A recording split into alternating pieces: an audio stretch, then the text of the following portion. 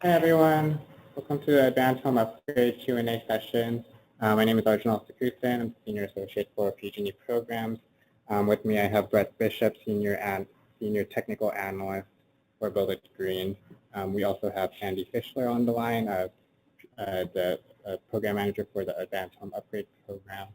So we'll go ahead and get started. First, we're going to go over some housekeeping. Just to introduce you to the GoToMeeting app.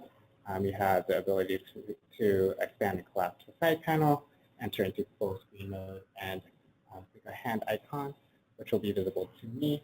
And if you're having audio issues, go ahead and raise your hand now so we can go ahead and troubleshoot that. We do have a questions pane, so we ask you guys to enter in your questions and click submit, and it'll enter you into a queue. As we get to your question, we'll go ahead and unmute you so you can ask your question and elaborate. And if time runs out, we'll go ahead and take those questions entered into the app, and we'll answer them by February 15th. All right.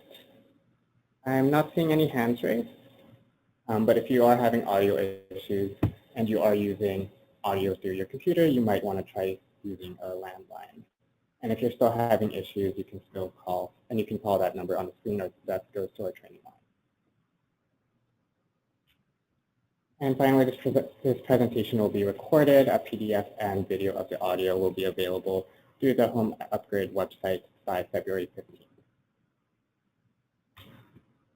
All right, so on the agenda today, we're going to review some of the main points and changes to the Advanced Home Upgrade measure structure, and then we're going to go over some of the measures, and then we're going to go to Q&A.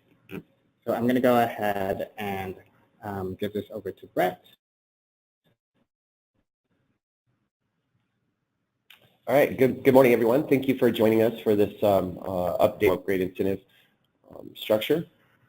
I'm going to read through some of these points here. They're the most important takeaways have been kind of sectioned out here to provide some direction into the new process flow. The incentives differ based on CEC climate zone.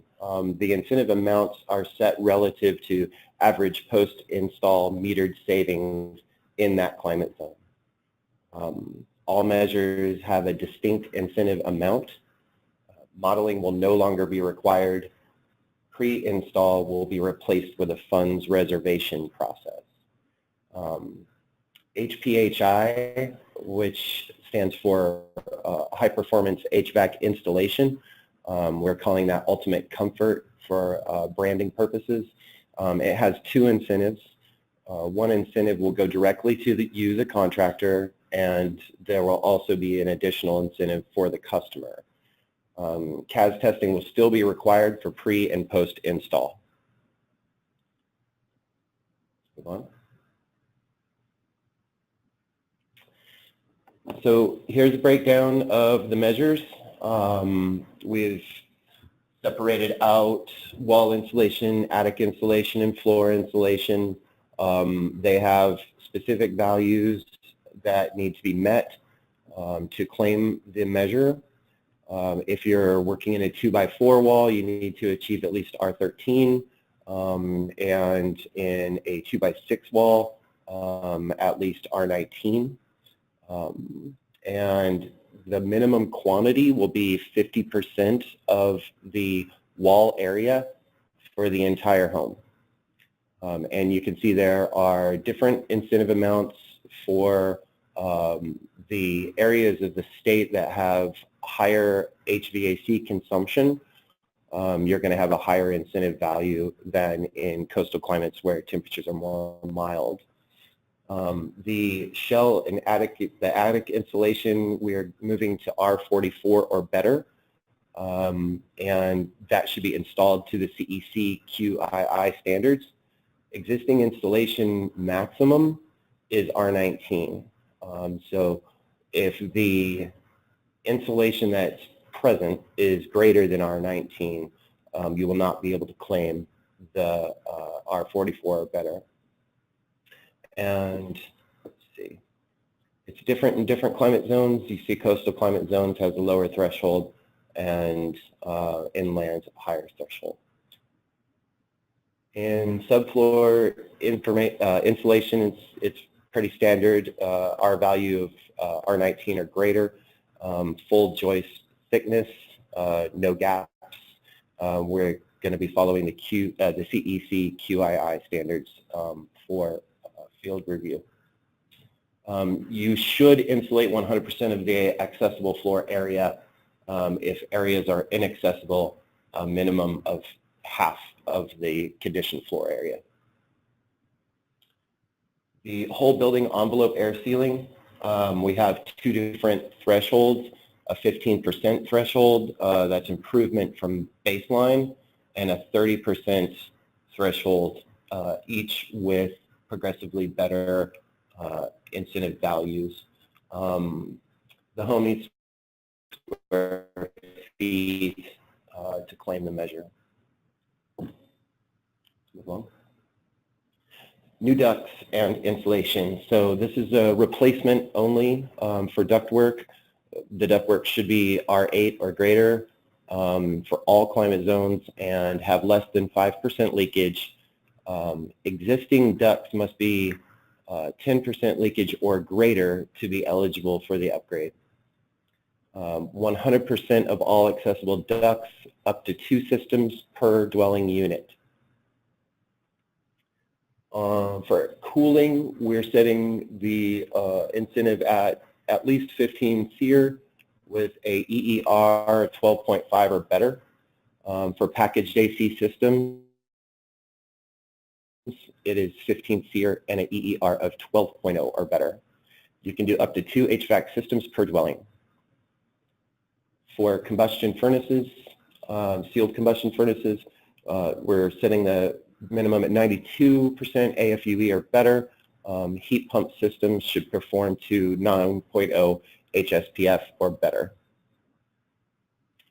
And for the ultimate comfort measure, you need to meet 7 residential HVAC system commissioning specifications, including deliverable sensible EER at 85% or better.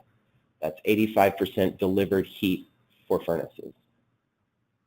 You can claim the ultimate comfort incentive 1 time per dwelling unit. Gas storage water heaters, the efficiency should be 0.7 or greater. And for condensing gas storage water heaters, we need a 0.9 EF or UEF for sealed combustion. And in electric storage water heaters, it's a 2.0 efficiency factor or greater. We're continuing to incentivize pool pumps per the CEC Title 20 compliant variable speed pool pump, replacing an existing single or 2-speed pump for primary in-ground pool systems only, no jacuzzis. Smart thermostats will have an incentive. It needs to be an Energy Star certified smart thermostat, and it must be connected to Wi-Fi and enabled and confirmed at test out that that's been installed. Up to 2 per dwelling if you have 2 systems. All right, so we're going to go ahead and move into the Q&A portion. We already have some questions lined up. So let's go ahead and start with Ruston Whitney's question. He's asking, is there a website that will give us city zone info? Yes, you'll be able to look up the climate zones on PG&E's website. Customers will also be able to look up their own climate zone so they can see which incentive level they can achieve in their area.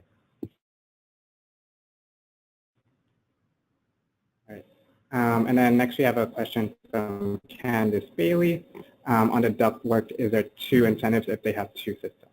Yes, 2 systems serviced by an air handler of some sort, heat pump or furnace, you can claim that measure twice. All right.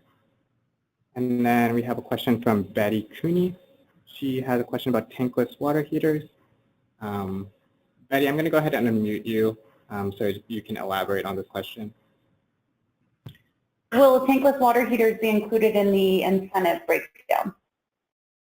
No, we chose not to include tankless water heaters. What we've found in our program and others around the nation, actually, programs have found that many customers don't need to be incentivized to install a tankless water heater, and when they do, they tend to overconsume energy, by virtue of never running out of hot water.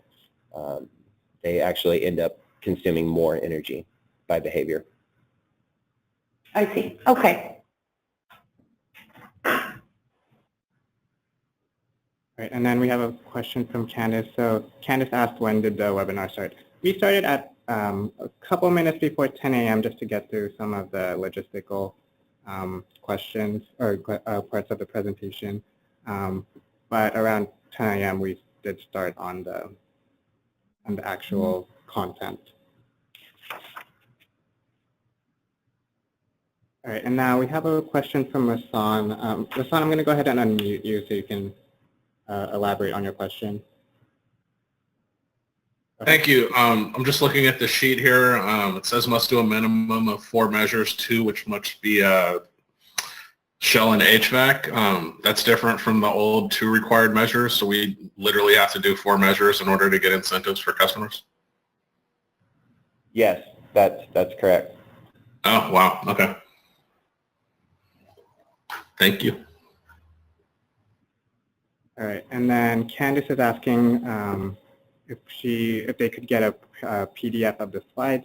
We'll go ahead and send this out along with the questions that were asked during this presentation.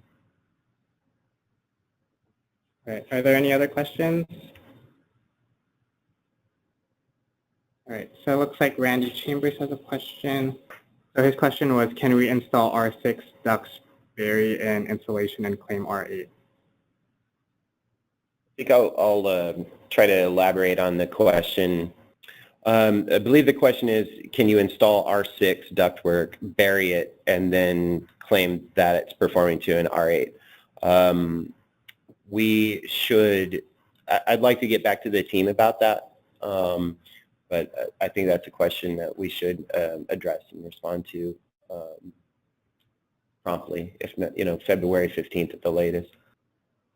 And just as a reminder, the full list of measures is available on the website in the program announcements section.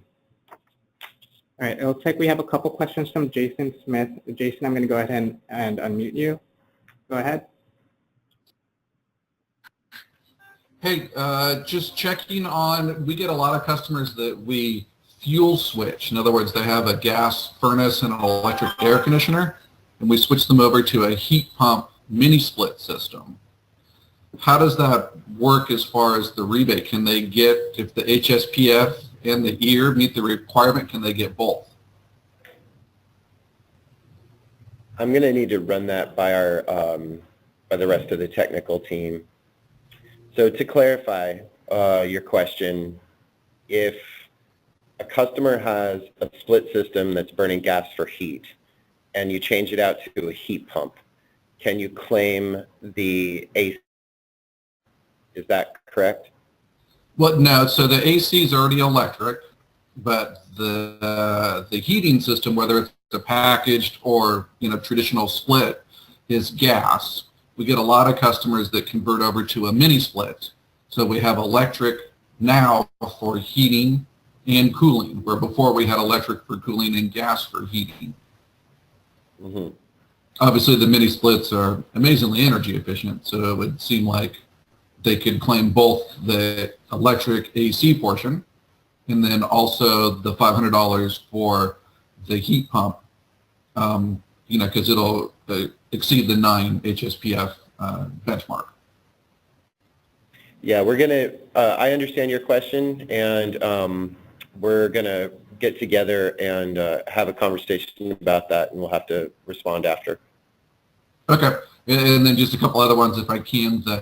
We're just curious the kind of testing that we're going to have now, because before it was all about modeling and then somebody coming on the back end and testing to make sure that we hit all our modeling marks.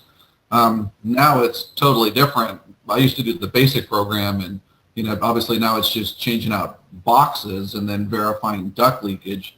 So what kind of testing do we have now? Is there's pre and post or just post? Yeah, there's CAS testing for pre and post, and if you're going to claim a building leakage or want to verify that that the ductwork was greater than 10% leaky, you should collect that data. Right, and we have a BPI certified person on staff, so that's what we did before was, we did our energy modeling and went and did the whole thing and inputted it, and then we do all the energy modeling again afterwards, and then, independent third party on the duct leakage. And then every once in a while, we did a QA on the back end where they would come and do, a full audit, just as your practice of randomly pulling. And testing requirements, or is it different? Well, what we're going to do in field QC is verify that the measures were installed to the standard that we've detailed here. Perfect, and that's going to happen after the reason I'm asking is giving the customer the expectation, that, when we're telling them, oh, we're going to be out, and then the city's going to be out, and then PG&E is going to be out, and then another duct tester, it's a lot of testing, which is all fine, but we just want to get the right expectation to the client to know, hey, when we get done, we're going to have our testing, we're going to have an independent duct test, we're going to have an independent QC on every job or on some jobs, or, just to, know the expectation so we can relay that to the client. Right.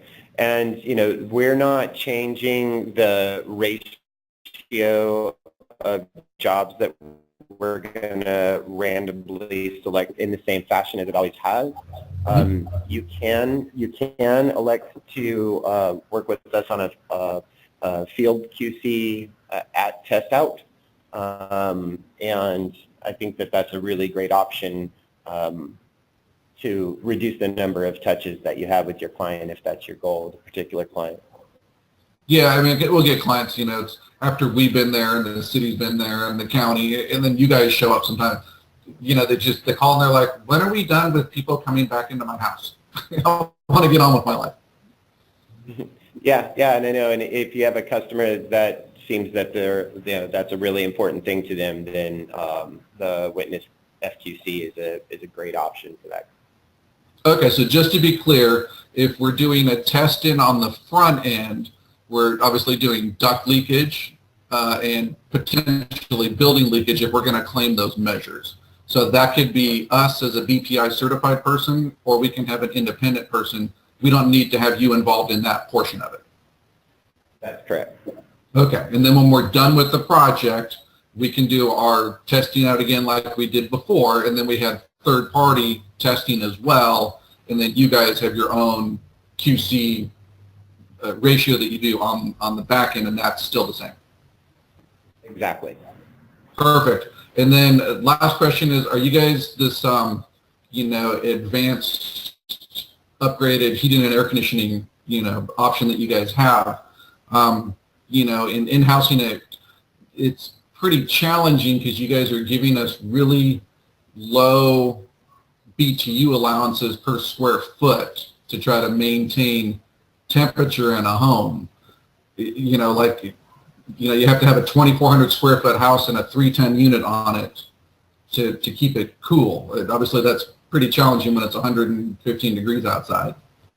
So is there going to be some discussions where we can talk about how to implement that program? It's obviously beneficial for the client and for us and for you guys, but it seems pretty not obtainable in some of your guys' modeling with the amount of cooling we're allowed to put on a very large house to try to keep it at a constant temperature. Yeah, and the training process that we have developed for that, have you looked into it, or are you on the list for? Yeah, we're looking into it. It's just the challenge when we look at the numbers of it.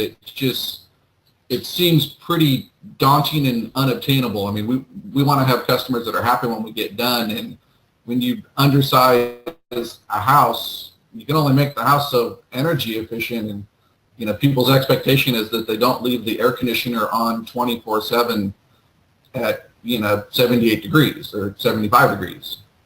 And if it's severely undersized, never going to catch up. Well, the performance specs that are detailed there are tested and proven attainable. It is more intensive to get that level of performance. We do want to incentivize longer cycle times, and it's a really rich incentive when you add it up. So it's being attainable and being highly incentivized. I think it's something that you want to look at being able to do, but having the right customer to be able to understand that a longer cycle time is better performance. There's things that you need to do on the front side to set those customer expectation levels as well. I think that's experience. We already do that. I mean, we're an advanced energy company. I mean, I do probably 2 of these jobs every week. And we do a lot of mini split projects where we zone people's houses out. We'll put a 4-ton unit on a 2,900 square foot house, and it works awesome, with the house being zoned out. So we're already used to doing that. It's just some of the modeling on there was like, wow, a 3-ton unit on a 2,401 square foot house.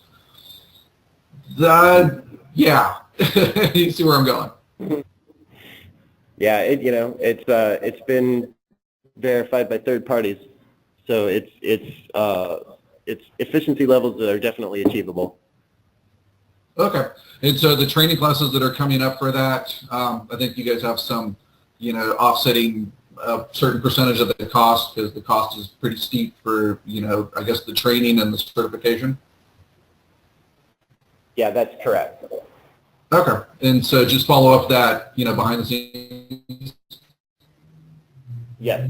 Right, you can talk to your program representative, and we can set you up. All right, thanks for letting me ramble on. Hi, this is Sandy. The share portion is that we will cover 50% up to $4,000 of your training cost. We'll go ahead and move on to Brian Stevens. Brian, you're unmuted. If you want to go ahead and ask your questions.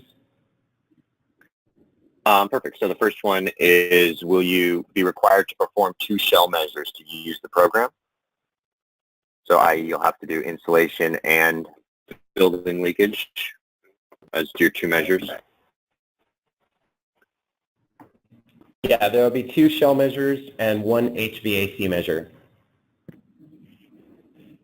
And that's required for anyone that goes through the house. So even if we just do insulation all through the house and new ducting, that would get us in, basically, ducting being an HVAC measure. Right. Awesome. And specifications to get the ultimate comfort rebate. Is that the low EER and the...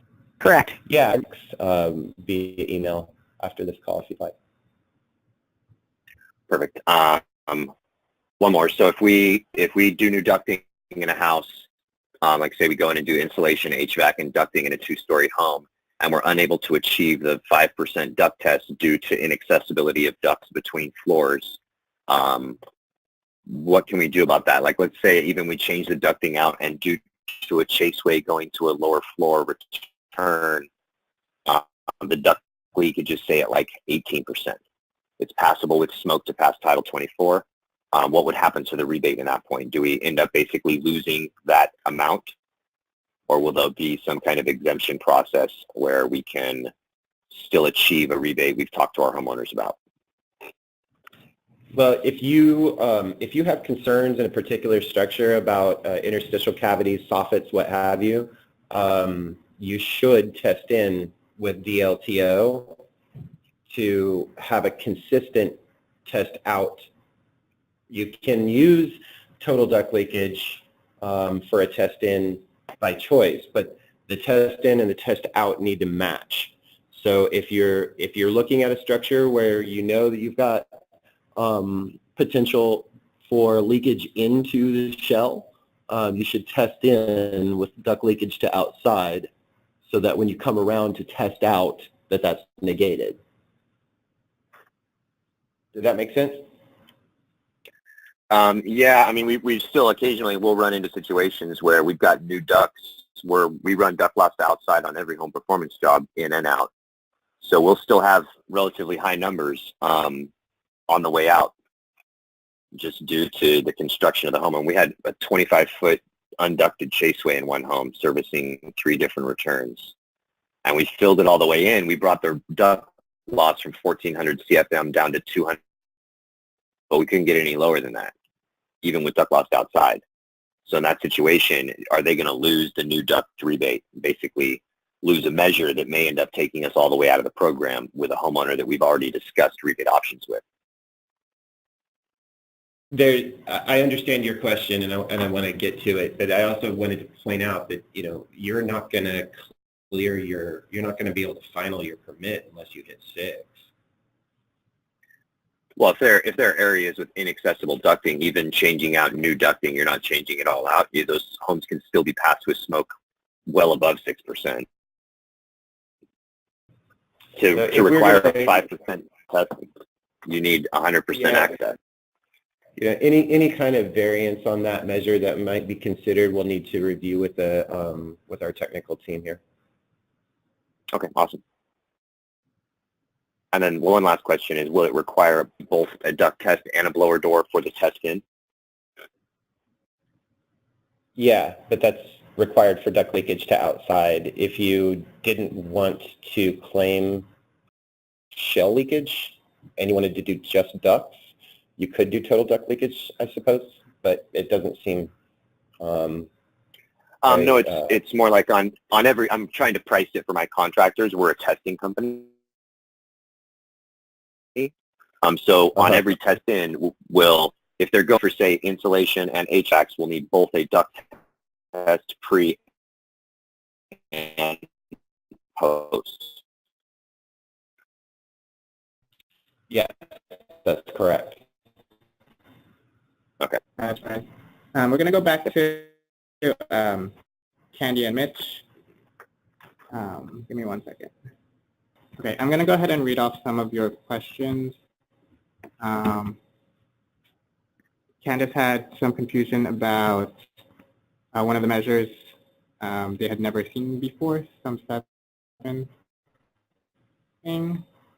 Oh, that's the 7 commissioning specifications for ultimate comfort. Okay. Is that what she's referring to? What it sounds like. Oh, yes. So I think we just went over that with Brian. Mm-hmm. Yeah. All right. And then the other question was, we do homes in MID and TID. Are they eligible for incentives when it has MID or TID electrical for the heat side, that is? Oh, could they claim gas savings if they're, it sounds like, I hope I have the question right, that you have split territories.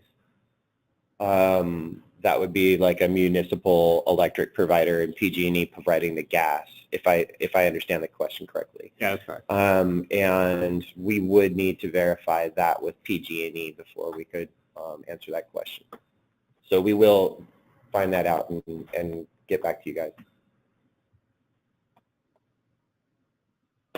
Okay. And then we'll also send out a link for the HPHI Ultimate Comfort specs along with the email that you'll receive on February 15th. All right. So it looks like that's the last of our questions. We'll go ahead and end there. Thanks everyone for taking the time out and asking wonderful questions. Thanks, everyone. Thanks.